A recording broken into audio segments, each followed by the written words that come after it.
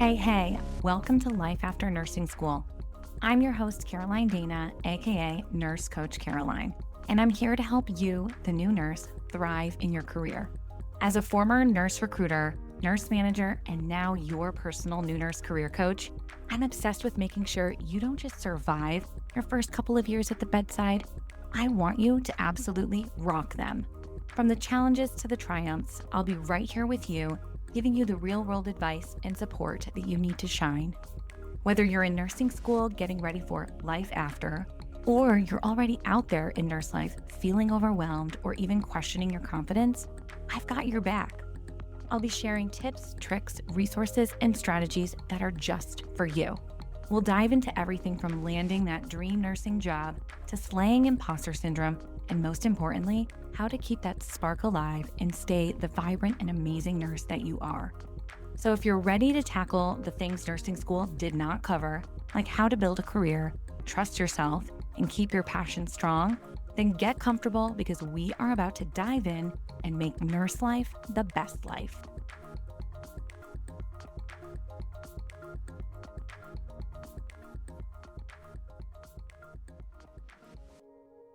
If you've listened to the show before, welcome back.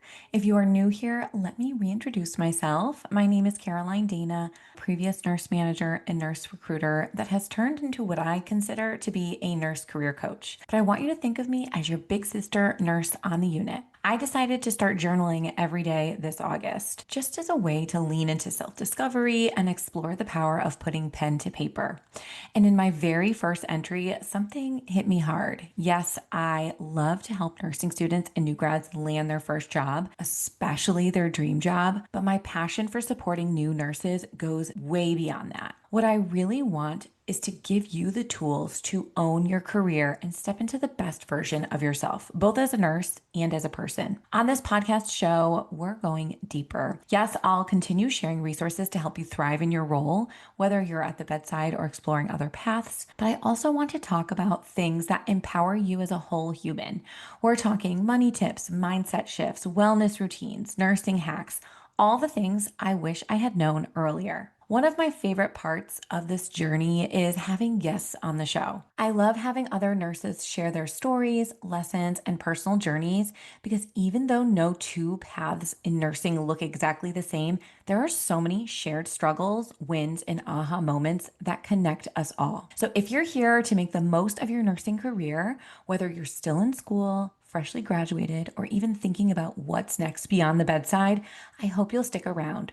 Follow the show, come as you are, and let's grow together. Today, I'm diving into the most common questions I've been getting lately from both listeners like you and members of the New Nurse Society. We're going to chat about everything from 401k benefits and tuition reimbursement to red flags with preceptors, how to build better relationships with those intimidating nurse peers and managers, what to do if you're not loving your nursing job, and yes, I'll even share what's in my work bag. But before we jump in, I want to give a quick shout out to where these questions came from. We actually covered all of this and more in a recent Q&A workshop held inside my online community, the New Nurse Society. If you're not familiar, the New Nurse Society is a supportive space I created to help new nurses land their first job with confidence. Inside the community, members get access to my full interview prep course, resume and cover letter templates, and job-related workshops, and so much more. But here's what I realized. The support new nurses need doesn't stop once they get the job. It actually ramps up.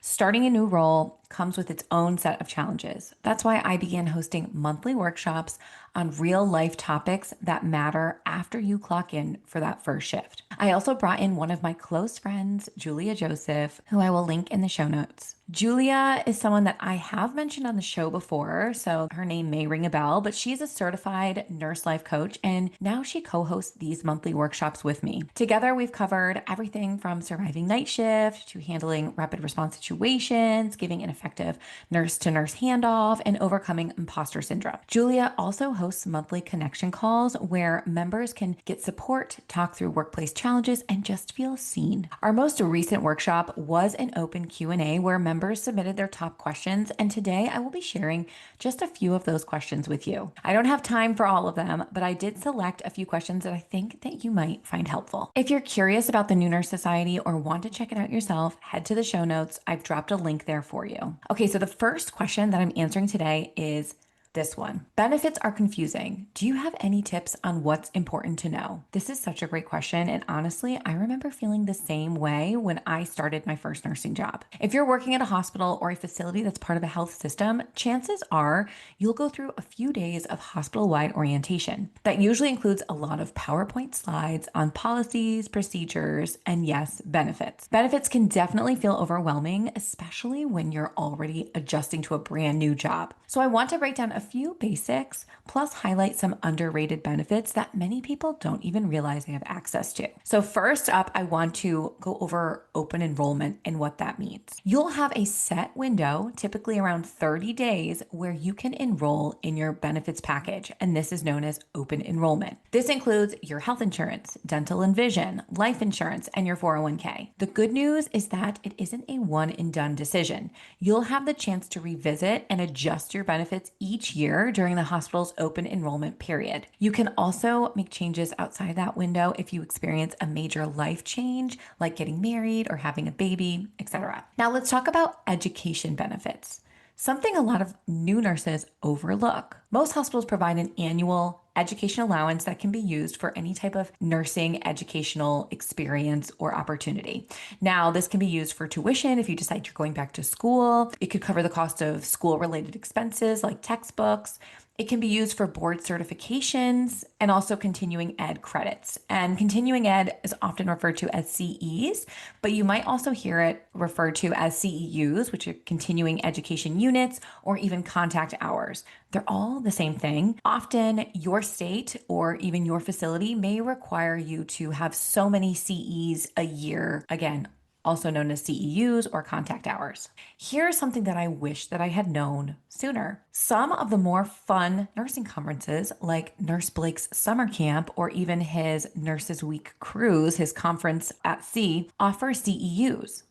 And if these fun conferences or retreats offer CEUs, you may actually be able to get part of that trip reimbursed through your education benefits from your employer. It probably won't cover the cost of the entire cruise, right? Or the entire retreat or trip, but a few $100s can definitely help fund your experience. Another hidden gem, the Employee Assistance Program, EAP.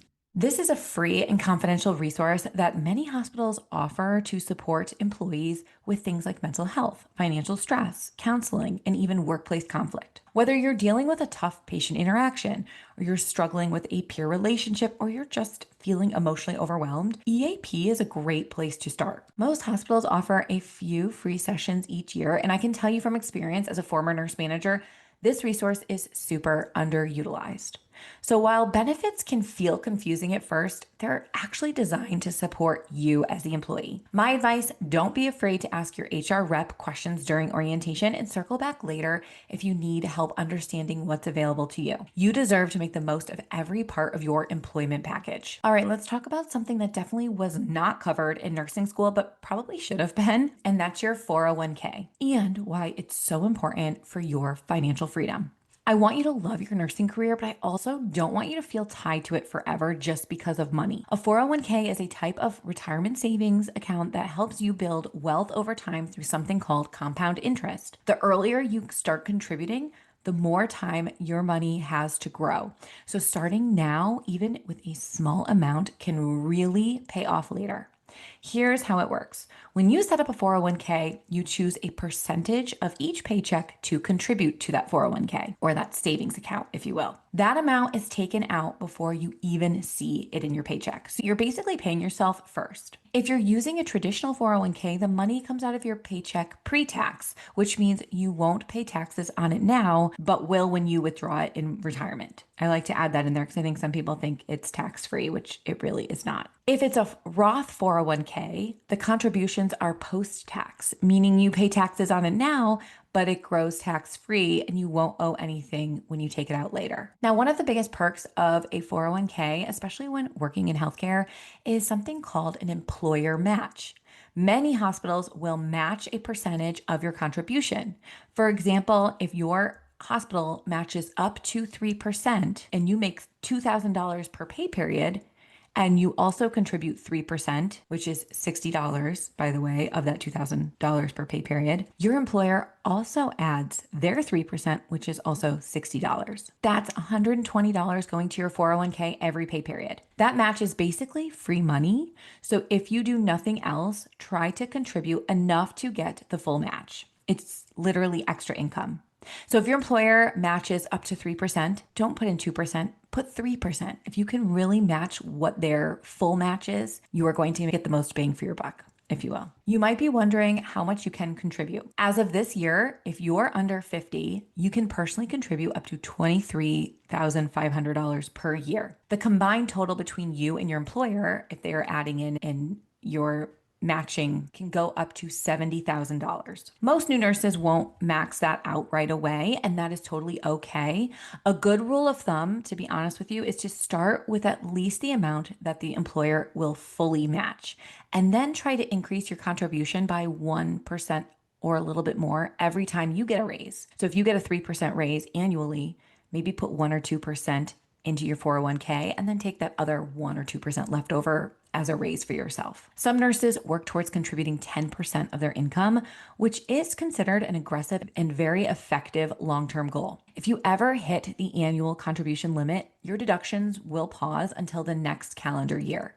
When we were going over this in the workshop, Julia had added that she had friends that really maxed out as much as they could on their 401k in the beginning half of the year, and they sort of lived quote unquote poor. And then the second half of the year, they all of a sudden were no longer contributing to their 401k because they had hit the max amount for the year. And then their paychecks obviously looked much larger because they were now getting that money put right into their bank account, and they felt like they were rich the second half of the year. And I thought that was kind of comical. And what I think is really interesting is that they're actually, yes, maybe living quote unquote poor that first half of the year, but they're doing that so that they can literally retire rich or wealthy. So while 401k might seem confusing at first, they're actually a very powerful tool to help you build options and freedom into your future. And just take it one step at a time. Start by checking if your hospital offers a 401k and what the match is. From there, you can build a plan that works for you, and your future self will thank you for it. I also want to add in, if you can get the information for your vesting period, that's also helpful. So your vesting period is basically how long you need to be employed at that facility until you are fully vested, meaning that your employer's contributions are now fully yours. So let's say the vesting period is 2 years. And at 1 year, you decide to leave the hospital, you will not be eligible to keep your employer's contributions to your 401k. Gets a little bit confusing, but I just highly recommend you look into the vesting period of your employer and what that 401k looks like, so that if you do plan to make a career move, you understand potentially what's at risk, what you might lose, or if you've been fully vested and you're kind of free to go at that point. So I am not a financial expert or guru or anything along those lines, but I do like to just put some of these things out there so that you know those exist. And if you have further questions, you can absolutely meet with an HR rep at your facility. Okay, so moving on from 401k. The next question that I am going to answer is, what are some red flags that my preceptor might not be the right fit? This can be a tricky question to answer because you may need to really take the time to determine if your preceptor is not the right fit, or maybe you need to take some time to adjust to their personality, their workflow, their communication style, and even their teaching style. There is definitely a period in the beginning of working with a preceptor where everyone is adjusting to the other person. As a new nurse, your preceptor plays a huge role in shaping your confidence, skills, and mindset. So it's important to be able to recognize when something just isn't right. One of the first red flags is a lack of teaching or guidance. If your preceptor gives little to no instruction and expects you to just figure it out, that's a problem. You might notice they don't explain their clinical reasoning, they don't offer constructive feedback, or help you understand the why behind their actions. Instead, you're probably left feeling confused, unsure, and unsupported, and that's not how learning should feel. Of course, you may just need to say to your preceptor, Hey, can you walk me through that skill or explain to me why we are doing these things? Because maybe your preceptor just assumes that you know. It could have been a minute since they were a new grad, and they just might need a gentle reminder to start with the basics. Another big red flag is frequent dismissiveness or a harsh tone. Maybe they respond to your questions with sarcasm or irritation, or they might make you feel embarrassed for not knowing something. Over time, this can create fear around asking questions, and that is honestly dangerous and discouraging when you're learning as a new nurse. A third sign is disinterest in your progress. If your preceptor never checks in with you, doesn't set goals, or doesn't seem to care about how you're doing, it can make you feel like you're just an extra set of hands instead of a learner who deserves support and growth. Preceptors should want to see you succeed. You should also watch out for the inconsistent or unsafe practices. This might look like cutting corners, ignoring hospital protocols, or discouraging evidence-based practice. If you feel pressured to just go with the flow instead of doing things correctly, that's a serious concern, not only for your learning, but also for patient safety. Yes, you will learn how things are done at the bedside in the real world versus what you may have learned in a textbook, but patient safety should never be compromised. Another red flag is constant comparison. If your preceptor keeps comparing you to other students or previous new grads, maybe they precepted, it can make you feel like you're constantly falling short, even when you're doing your best. Everyone has a different learning curve, and you deserve to be evaluated based on your own growth. Passive aggressive behavior or hostility is also something to take seriously. If their body language, tone, or comments are consistently negative, or if they gossip, talk down to you, or contribute to a toxic work environment, that's honestly not okay. You shouldn't dread coming to work because of your preceptor. A good preceptor is also flexible with how they teach. So if your preceptor shows no willingness to adapt to your learning style and gets frustrated when you ask for clarification or repetition, that's another red flag. Everyone learns differently, and asking questions is part of the process. Lastly, and maybe most importantly, if you leave every shift feeling more anxious than empowered, it's time to pause and reassess. Some nerves are completely normal as a new nurse, but if you're consistently walking away feeling defeated, emotionally drained, or unsupported, that's a sign that the environment isn't healthy for your development. What I really want to emphasize here is that you are in control of your success. As a new nurse, it's essential that you advocate for yourself, especially if you feel like you're not progressing through orientation as expected. Sometimes it's not that your preceptor has obvious red flags. It might simply be that the two of you just aren't the best match in terms of learning and communication styles, and that's okay. Everyone learns differently, and not every preceptor new grad pairing is going to click. Now, it's likely that your manager is having private check-ins with your preceptor to monitor things and check in to see how things are going. They probably have a trusting professional relationship, right? Your preceptor's probably been on the unit for quite some time. They have some type of trust and professional relationship that has allowed for the preceptor to become this role, which means that the manager could be relying heavily on the preceptor's perspective. That's why if something doesn't feel right to you, it's worth speaking up. If you suspect that the fit might not be right and it's not working, consider setting up a private conversation with your manager. Be prepared to explain what specifically isn't working and, if possible, offer a potential solution. If your preceptor is exhibiting clear red flags like unsafe practices, dismissiveness, or hostility, start documenting those interactions. Having specific examples to reference can be really helpful if and when you need to escalate the situation. On the other hand, if it's simply not a good, try to articulate why. For instance, maybe you need a preceptor who explains things more thoroughly or who's open to questions and repetition. During the Q&A workshop in the New Nurse Society, my co-host Julia made an excellent point that I want to share here. She mentioned that most new grads begin orientation on day shift, which is absolutely true, but that can be a really chaotic environment to learn in. Day shift often includes consults, bedside procedures, physician rounds, family members at the bedside, and lots of just added distractions. If you're struggling to keep up or process what you're learning, it might be worth suggesting a temporary switch to night shift. Night shift tends to be a slower pace with fewer interruptions, and there are typically no visitors, fewer procedures, and patients are intermittently sleeping, giving you more space to chart or review the patient's chart in depth, or even reflect on what you're learning. At the end of the day, advocating for yourself isn't just allowed, it's necessary. You deserve a supportive learning environment that helps you grow into the competent, capable nurse that you're meant to be. All right, the next question is, what are ways I can build a good relationship with my scary nurse peers and my manager? This one honestly made me laugh because every unit I've ever worked in has had at least a few scary nurses. But here's the thing, once you get to know them, they're usually not scary at all. More often than not, these nurses are the experienced nurses on the unit.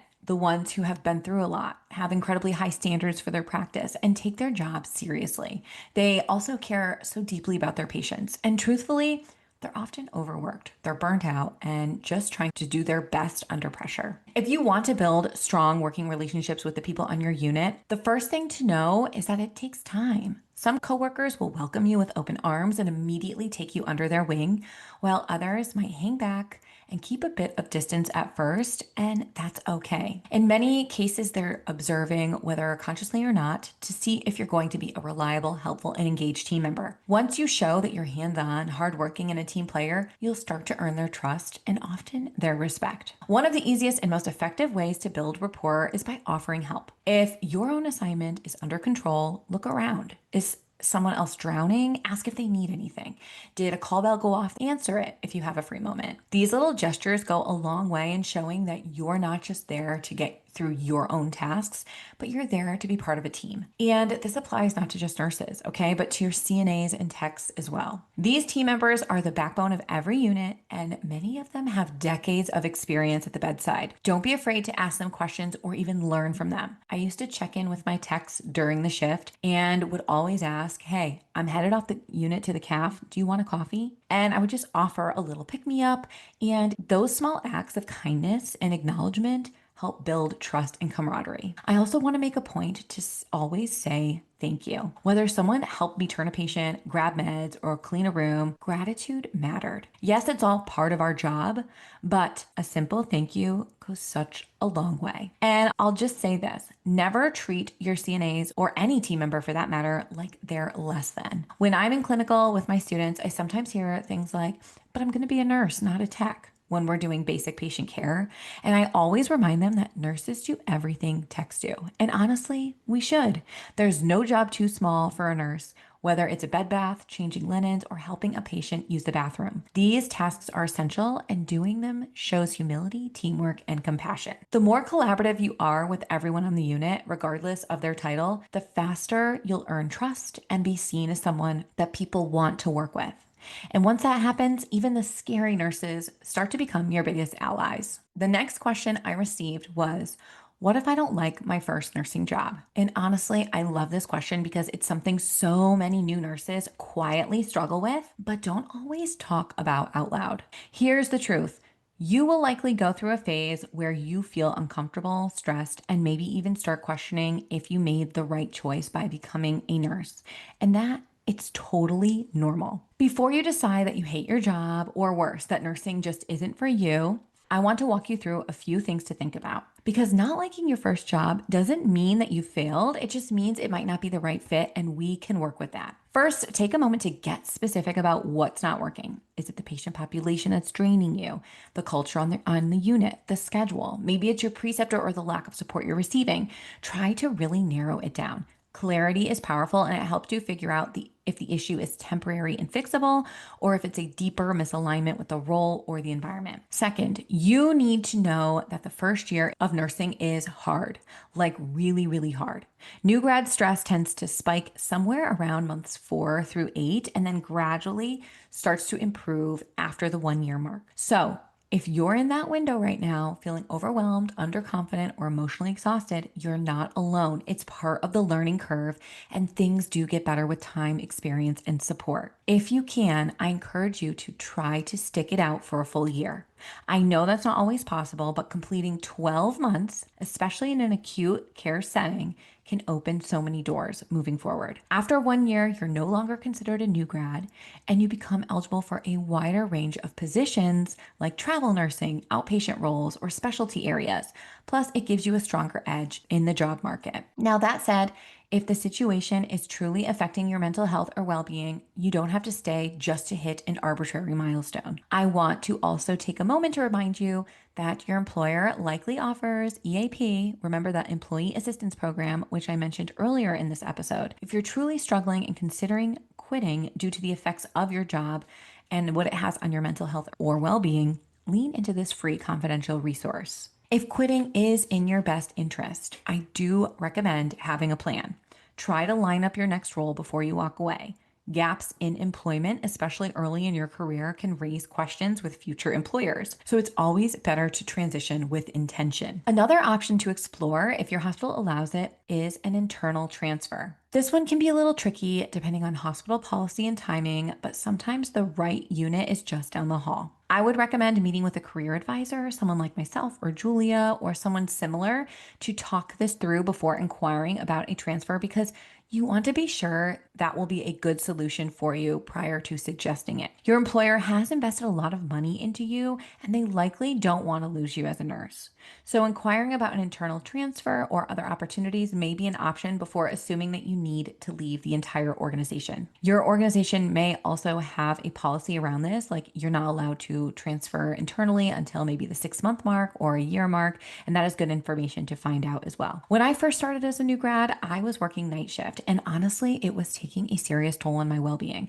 I remember how exhausted I felt all the time. I'd get into my car after a shift and barely make it the 5 minutes home without falling asleep at the wheel. It was scary, and physically and mentally, I just was not doing well. The thing is, I actually liked my job. I enjoyed working on med-surg and felt that I was learning a lot, but the shift itself, it just was not sustainable for me. So eventually I worked up the courage to go to my nurse manager and tell her what I was experiencing. I explained how night shift was negatively impacting me, and to my surprise, she listened. She ended up rearranging the schedule and offered me an evening shift position instead. To make it work, I switched from 3 12-hour night shifts to a rotating schedule of 4 8-hour evening shifts one week and 5 8-hour evening shifts the next week to make up a 36-hour a week requirement. So, was this ideal? Not exactly. I mean, I was missing dinners out with friends and events that happened in the evening, but I was honestly so much happier. My body felt better, my energy returned, and I was able to stay in the role,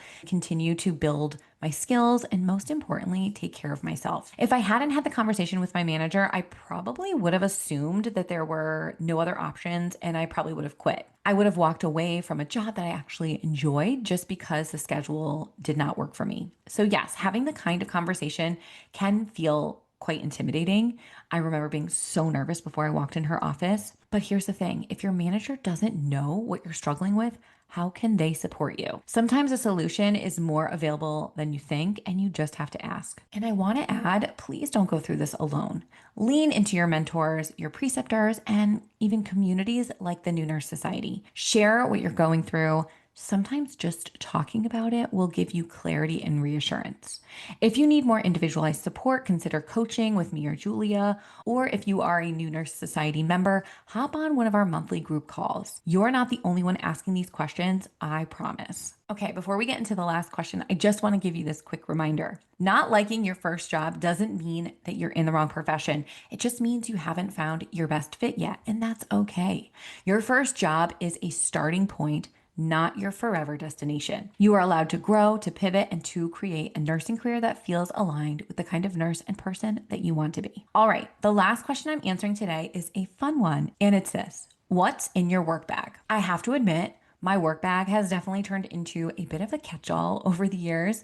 It's got everything from a million pens to alcohol swabs, random gauze, and flushes floating around at the bottom of my bag. But despite the chaos, there are a few staple items I make sure to keep in there. First up, my Carmex chapstick. If you've been following me on Instagram for a long time, then you know how deeply I love Carmex. I know it's not for everyone, but for me, it's hands down the best chapstick out there. Hospital air is notoriously dry, and chapstick is a non-negotiable for me. I also know, speaking of hospital air being extremely dry, I know Julia mentioned in her bag that she keeps eye drops. And I think if you're anyone that either wears glasses or contacts or just has like chronic dry eye, you're going to want to bring eye drops to work with you. Okay, a newer item that I've added to my essentials is Stink Bomb.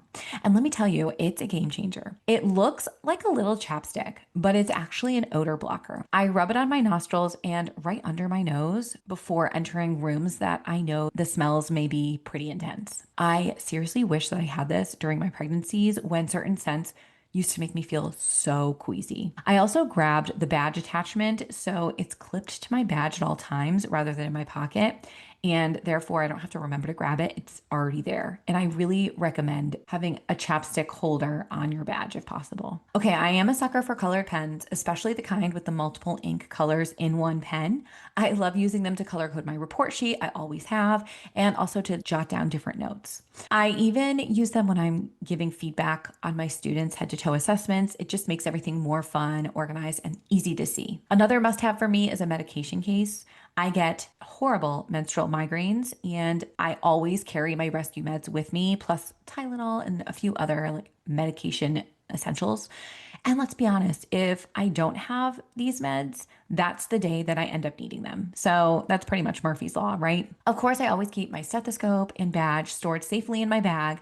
I never take them out unless I'm at work. I also carry a lightweight scrub jacket because no matter how hot it is outside, the hospital is usually freezing, especially at night. Some other go-to items are like hair ties or clips, a water bottle, and of course my lunch bag. When we were sharing what was in our work bags during our Q&A workshop in the New Nurse Society, Julia had a lot of the same staples as me, but she also had a few extras. She mentioned trauma shears, which I do actually end up carrying, but sometimes forget they're there. She uses a foldable clipboard with lab values printed on it. And honestly, guys, a lot of my students have this and I'm obsessed. I might get one. She also mentions essential oils and she uses that for strong odors. So whether you have stink bomb or essential oils, it's nice to have something to help mask those really strong odors. And I love just hearing her take on her bag. If you're curious about any of these items that I mentioned, I've linked them all in my Amazon storefront in the show notes for you to peruse. But just a reminder for you guys, you really don't need much to get started, whether you're in nursing school or not. At the end of the day, we need a stethoscope, a badge, and a pen, and that's more than enough. Everything else is honestly just a bonus and to help ensure that your shift runs smoothly. All right, friend, that wraps up today's Q&A episode. We covered so much ground, from understanding your employee benefits and 401k to recognizing red flags with your preceptor, building relationships with scary coworkers, navigating the tough reality of not loving your first nursing job, and of course, what's in my work bag. I hope these answers give you not only some practical tips, but also reassurance that you're not alone on this journey. Being a new nurse comes with a lot of challenges, but it also comes with endless opportunities to grow, pivot, and find what truly aligns with you. If this episode helped you or made you feel seen, I'd be so grateful if you took a moment to follow the show, leave a quick rating or review, or even send this episode to a nurse friend who might need to hear it as well. Your support truly helps this podcast reach more nurses like you and keeps this community growing and thriving. Thank you so much for listening. And as always, I have one hand for me and the other for you. Signing off. Well, that's it for today's episode of Life After Nursing School. I hope you feel more confident and ready to tackle the challenges that come with starting your nursing career. Remember, the first year or two might not be easy, but with the right mindset, you can overcome anything. If you found value in today's episode, I'd love for you to hit that subscribe button so you never miss a future episode. Also, please consider leaving a review on your favorite podcast platform. It helps so much in reaching other new nurses like you. Thanks for listening, and remember, you've got this. Take care and see you next time.